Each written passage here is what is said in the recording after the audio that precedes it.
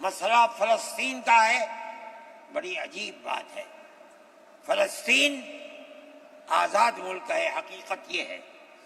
آپ یہ دیکھیے، جب دولت عثمانیہ کو دنیا کی بڑی طاقتوں نے مل کر ختم کیا اور خلافت اسلامیہ ترک میں ختم ہو گئی، تو امریکہ، روس، برطانیہ، انہوں نے مل کر ایک یہودی حکومت قائم کی، اسرائیل کہتے ہیں۔ اس کی ایک حدود اربع تھی،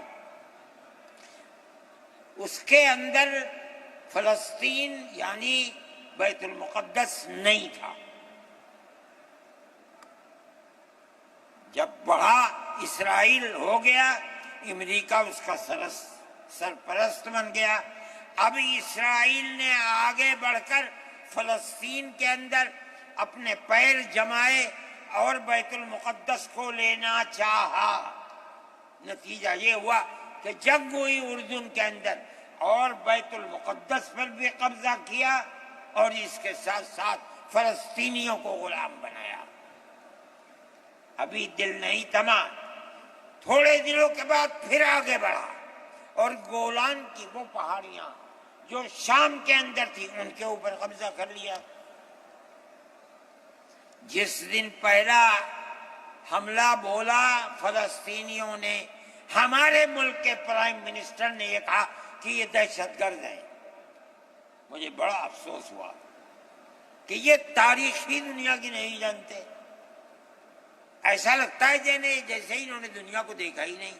میں نے اعلان دیا، میں نے یہ کہا کہ جو یہ کہتے ہیں کہ یہ دہشت گرد ہیں، اگر یہ دہشت گرد ہیں اور غلامی کی زنجیروں کو توڑنا یہ دہشت گردی ہے، گاندھی جی بھی دہشت گرد تھے، نہرو بھی دہشت گرد تھے، ہمارے اکابر بھی دہشت گرد تھے۔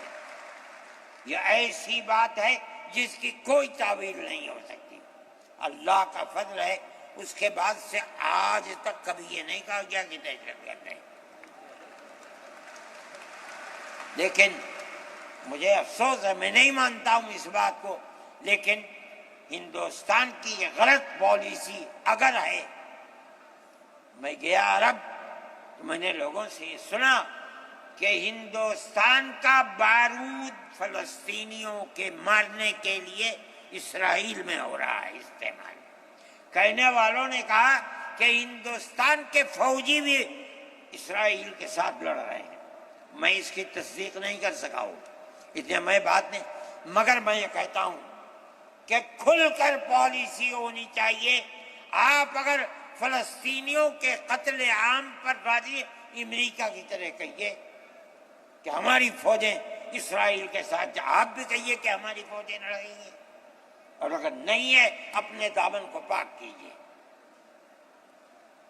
میں یہ سمجھتا ہوں کہ اس طرح کا قتل عام کہ ساری دنیا ایک طرف کھڑی ہوئی ہے، لیکن یہودی طاقت کے ساتھ کیونکہ سر پر امریکہ ہے، تجویز آتی ہیں اسرائیل کے، نہیں، اسرائیل کے خلاف نمبر 2 پر ہے۔ سب سے پہلی تجویز امریکہ کے خلاف آنی چاہیے، اس لیے کہ جو بم برس رہے ہیں وہ امریکہ کے ہیں، جو فوج لڑ رہی ہے وہ امریکہ کی ہے۔